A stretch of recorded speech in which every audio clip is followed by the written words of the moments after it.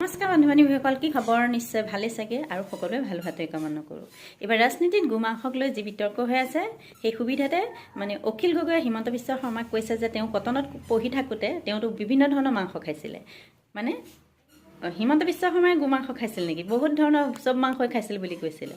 সেই কথাই প্ৰকাশ কৰিছে। গতিকে মই সেই সকলোখিনি অখিল গগৈৰ মুখেৰে শুনাব বিচাৰিছোঁ। তেওঁ আৰু লগতে এই বুলিও কৈছে যে তেওঁ এইবাৰ কংগ্ৰেছক লৈ বিতৰ্ক নকৰে, কাৰণ কংগ্ৰেছৰ সৈতে এইবাৰ তেওঁলোক সমিল মিলাই থাকিব। তেওঁ ভূপেন বৰাক ভাল পাইছে, কাৰণ ভূপেন বৰা ভাল মানুহ এজন, গৌৰৱ গগৈও ভাল। এইবাৰ কংগ্ৰেছক লৈ বিতৰ্ক নকৰে, কংগ্ৰেছৰ পক্ষে এইবাৰ অখিল গগৈ। গতিকে এই সকলোখিনি মই অখিল গগৈৰ মুখেৰে শুনাব বিচাৰিছোঁ। আপোনালোকে ভিডিঅ'টো শেষলৈকে চাব, চাই লাইক কমেণ্ট এটা কৰিবলৈ নাপাহৰিব। লগতে যিসকলে নতুনকৈ এই চেনেলটোলৈ আহিছে, প্লিজ চেনেলটো ছাবস্ক্ৰাইব কৰি কাষতে থকা বেল আইকনটো প্ৰেছ কৰি দিবলৈ নাপাহৰে যেন। অন্য জাতিৰ মানুহে অসমত গোমাংস খাব নোৱাৰে। অতি ভক্তি চোৰৰ লক্ষণ বুলি যে এটা কথা আছে নহয় অসমীয়াত। মই যিমান দূৰ জানোতো হিমন্ত বিশ্ব শৰ্মাই নিজেই কটন কলেজত থাকোঁতে নিজেই এইবিলাক খাই ফুৰে। যেতিয়া ধৰা পৰি গ'ল, এতিয়া উল্টাই তেওঁ কয় যে ৰকিবুল হুছেইনে লিখি দিয়ক যে গৰু মাংস বন্ধ কৰিব লাগে বুলি। যিবিলাক মানুহে লোকৰ খাদ্যভাসৰ ওপৰত আক্ৰমণ কৰে, সেই মানুহবিলাকক সাম্প্ৰদায়িক বুলি কয়, সেই মানুহবিলাকক বৰ্ণবাদী বুলি কয়, সেই মানুহবিলাকক অগণতান্ত্ৰিক বুলি কয়। আৰু আমাৰ অসমৰ বিজেপি চৰকাৰখনে সেই অগণতান্ত্ৰিক কামবিলাক কৰি আছে। মুখ্যমন্ত্ৰী হিমন্ত বিশ্ব শৰ্মাই এইটো আকৌ এটা অজুহাত ল'ব খোজে। মই যিমান দূৰ জানোতো হিমন্ত বিশ্ব শৰ্মাই নিজেই কটন কলেজত থাকোঁতে নিজেই এইবিলাক খাই ফুৰে। এতিয়া হোষ্টেলত আছিলে নহয়, মই জনামতেতো তেওঁ নিজেই এইবিলাক খাই মেলি য'তে ত'তে ঘূৰি ফুৰিছিলে। তেতিয়া তেওঁ খুব বিপ্লৱী আছিলে নহয়। এতিয়া এনেকুৱা হৈ গৈছে যে কোনো সংখ্যালঘু মানুহ, মুছলমান মানুহ বা অন্য জাতিৰ মানুহে অসমত গোমাংস খাব নোৱাৰে। তাৰ কাৰণে গো সুৰক্ষা আইন তেওঁলোকে আনিছে। অতি ভক্তি চোৰৰ লক্ষণ বুলি যে এটা কথা আছে নহয় অসমীয়াত। এওঁ বিজেপি হৈ RSSক ভাল লগাবৰ কাৰণে, গাদীটো ৰক্ষা কৰিবৰ কাৰণে এওঁ এনেকুৱা পৰ্যায়লৈ গুচি যাব খোজে যে নাই সকলোকে মছজিদ ভাঙিব, মাদ্ৰাছা ভাঙিব, খ্ৰীষ্টানৰ বিৰুদ্ধে বিভিন্ন ধৰণৰ আক্ৰমণাত্মক কথা ক'ব, সংখ্যালঘু মানুহ, বিভিন্ন ধৰণৰ সংখ্যালঘু মানুহৰ জীৱন আৰু জীৱিকাৰ ওপৰত আক্ৰমণ কৰিব, ক'ৰবাত বানপীড়িত মানুহৰ ওপৰত আক্ৰমণ কৰিব, ক'ৰবাত আপোনাৰ কাৰোবাৰ জীৱিকাৰ বিভিন্ন উপাৰ্জন ব্যৱসায় বাণিজ্যৰ ওপৰত আক্ৰমণ কৰিব।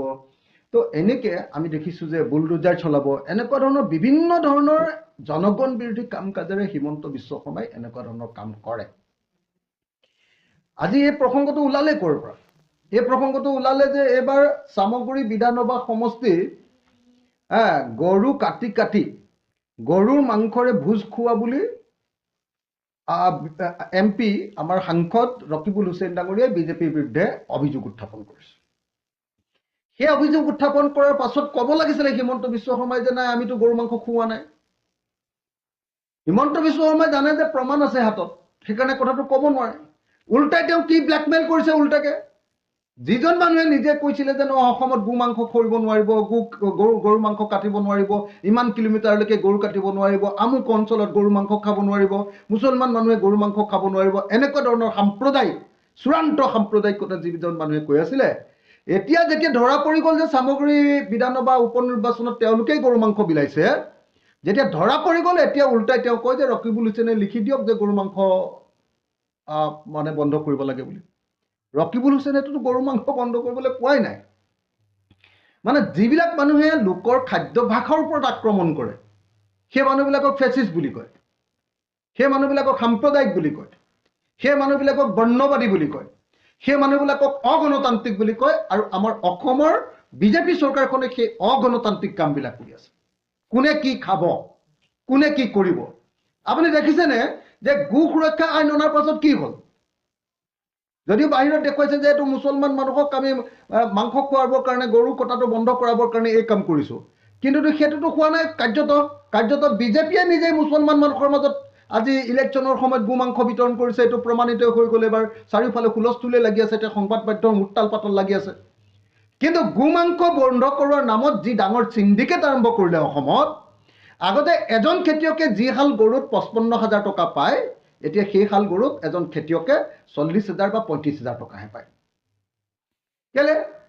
কাৰণ গৰু বিক্ৰী কৰাটো ইমান অসুবিধাজনক কৰি দিলে, এনেকুৱা চিণ্ডিকেট লগাই দিলে যে এখন এখন গৰুৰ গাড়ীৰ ওপৰত হিমন্ত বিশ্ব শৰ্মাৰ চৰকাৰখনে ইমান অবৈধ কৰৰ বোজা, চিণ্ডিকেটৰ বোজা জাপি দিলে যে এতিয়া গৰু বিক্ৰী কৰাটো, গৰু কিনি অনাটো, গৰু বিক্ৰী কৰাটো, গৰু সৰবৰাহ কৰাটো অত্যন্ত কষ্টকৰ হৈ গ'ল। তাৰ ফলস্বৰূপে কি হৈ গ'ল? খেতিয়কজনৰ গৰুৰ দাম কমি গ'ল। যিজনে বিক্ৰী কৰে খেতিয়কজনে কম দাম পায়, 55,000 পোৱাজনে 40,000 পায়। কিন্তু গৰুটো বিক্ৰী কৰাৰ সময়ত দাম বহুত বাঢ়ি গ'ল, কাৰণ মাজত বহুত এতিয়া চিণ্ডিকেটৰ ধন হিমন্ত বিশ্ব শৰ্মাক দিব লাগে। সেইকাৰণে যি গৰু মাংস আগতে মুছলমান মানুহে 100 টকাত কিনি খাইছিলে, সেই গৰু মাংসৰ দাম এতিয়া 400 টকা হ'ল। এই 300 টকাটো হিমন্ত বিশ্ব শৰ্মা হতৰ এই বিজেপি চৰকাৰৰ মানুহবিলাকৰ এই গৰুৰ দালালিকেইটাৰ মানে আপোনাৰ চিণ্ডিকেটৰ পইচা বা পকেটলৈ গৈছে। এইবাৰ অখিল গগৈ কংগ্ৰেছৰ বিৰুদ্ধে একো নকয়, কাৰণ তেওঁ আগতেও বোলে ভূপেন বৰাৰ বিৰুদ্ধে একো কৈ পোৱা নাই, এতিয়াতো নকয়েই, আৰু গৌৰৱৰ বিষয়েও এতিয়া একো নকয়। গতিকে শুনকচোন তেওঁ কি কৈছে। যিহেতু ভূপেন বৰা ডাঙৰীয়াই কৈছে যে নহয় আৰু যুদ্ধবিৰতি হ'ব লাগে, মই গৌৰৱ গগৈৰ বিৰুদ্ধেও নকওঁ, ভূপেন বৰাৰ বিৰুদ্ধেতো মই কেতিয়াও কোনোদিন কোৱাই নাই, আপোনালোকে জানেই। এতিয়া যদি কংগ্ৰেছে নিজৰ ভুল বুজি পায়, ঐক্যবদ্ধ হ'বৰ কাৰণে আমাৰ প্ৰতি যদি আনুষ্ঠানিক প্ৰস্তাৱ আগবঢ়ায়, নিশ্চিতভাৱে আমি সকলো বিবেচনা। আমিতো কংগ্ৰেছক সমালোচনা কৰিছোঁৱেই, কাৰণ কংগ্ৰেছে আমাক বিশ্বাসঘাতকতা কৰিছিলে, সেইকাৰণে আমি সমালোচনা কৰিছিলোঁ, এতিয়া নকৰোঁ। আজিৰ পৰা আনুষ্ঠানিকভাৱে আমি ৰাইজৰ দলে যুদ্ধবিৰতি আজিৰ পৰা মানি লৈছোঁ, যুদ্ধবিৰতি কৰিছোঁ কংগ্ৰেছ দলৰ লগত। যুদ্ধ হ'লেহে যুদ্ধবিৰতি হয়, হয় নে নহয়? গতিকে যুদ্ধ আমাৰ পিনৰ পৰা কৰা নাছিলোঁ।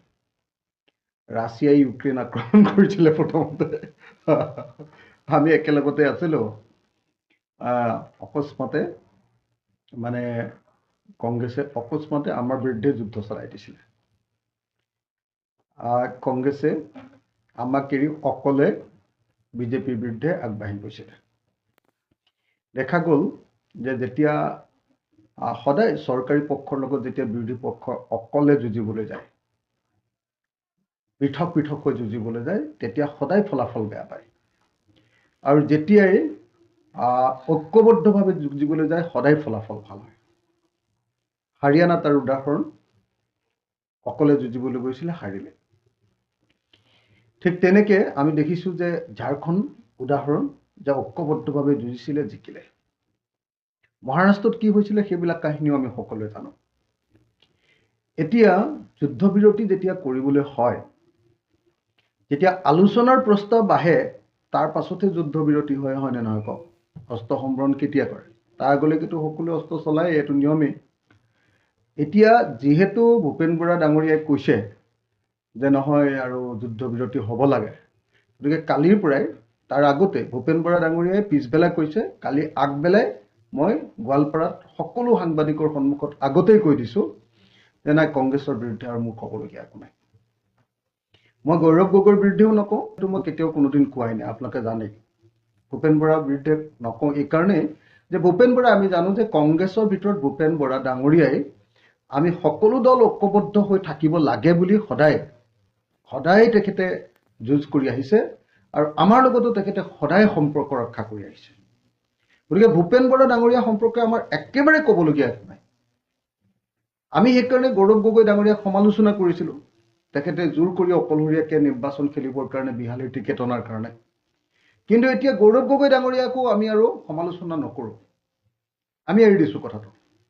এতিয়া যদি কংগ্ৰেছে পৰিৱেশ সৃষ্টি কৰে, আৰু এতিয়া যদি কংগ্ৰেছে নিজৰ ভুল বুজি পায়, ঐক্যবদ্ধ হ'বৰ কাৰণে আমাৰ প্ৰতি যদি আনুষ্ঠানিক প্ৰস্তাৱ আগবঢ়ায়, নিশ্চিতভাৱে আমি সকলো বিবেচনা কৰিম এইটো কথা। কিন্তু এটা কথা ঠিক যে এনেকৈ কৈ থাকিলে নহ'ব যে বিকল্প অকল কংগ্ৰেছ, এইটো কথা কিন্তু ভাল কথা নহয়। বিকল্প অকল কংগ্ৰেছ নহয়, বিকল্প সমূহীয়া বিৰোধী দলসমূহ, ঐক্যবদ্ধ বিৰোধী। আমি সদায় দেখিছোঁ যে যেতিয়াই ঐক্যবদ্ধ হৈছে, মই বাৰম্বাৰ এটা কথাই কৈ আহিছোঁ, প্ৰথম দিনটোৰ পৰা শেষৰ দিনটোলৈকে সদায় মই এটাই কথা কৈ আহিছোঁ যে যেতিয়া আমি শাসক দলক পৰাজিত কৰিব লাগে, ফেচিষ্ট শক্তি এটা পৰাজিত কৰিব লাগে, যেতিয়া প্ৰশাসন হাতত থকা এটা শক্তিক যেতিয়া পৰাজিত কৰিব লাগে, তেতিয়া আমি সকলো বিৰোধী দলে অন্তঃকৰণে আমি বিৰোধী ঐক্যটো একতাটো আমি বিচাৰিব লাগিব। কিন্তু যদি অন্তঃকৰণে আমি বিৰোধী একতা নিবিচাৰোঁ, আমিতো কংগ্ৰেছক সমালোচনা কৰিছোঁৱেই, কাৰণ কংগ্ৰেছে আমাক বিশ্বাসঘাতকতা কৰিছিলে, সেইকাৰণে আমি সমালোচনা কৰিছিলোঁ, এতিয়া নকৰোঁ। কিন্তু কংগ্ৰেছে কিন্তু আমি দেখিছোঁ যে বিভিন্ন ধৰণৰ গালি গালাজ আমাক পাৰি আছে। কংগ্ৰেছৰ বিভিন্ন ধৰণৰ মুখপাত্ৰবিলাকে বিভিন্ন ধৰণে আমাক সমালোচনা কৰিছে, গালি গালাজ কৰিছে, মোৰ বিষয়ে বিভিন্ন ধৰণৰ মন্তব্য দিছে। আমি এজন মানুহকে সমালোচনা কৰিছোঁ, সেইটো হ'ল গৌৰৱ গগৈ ডাঙৰীয়া। তাৰ বাহিৰেতো আমি কাকো সমালোচনা কৰা নাই। আনকি কংগ্ৰেছক সমালোচনা কৰোঁতেও আমি কংগ্ৰেছৰ যি সংখ্যই মানে একতা বিচাৰিছে, ঐক্যবদ্ধ হোৱাটো বিচাৰিছে, তেওঁলোকক এবাৰৰ কাৰণে সমালোচনা কৰা নাই।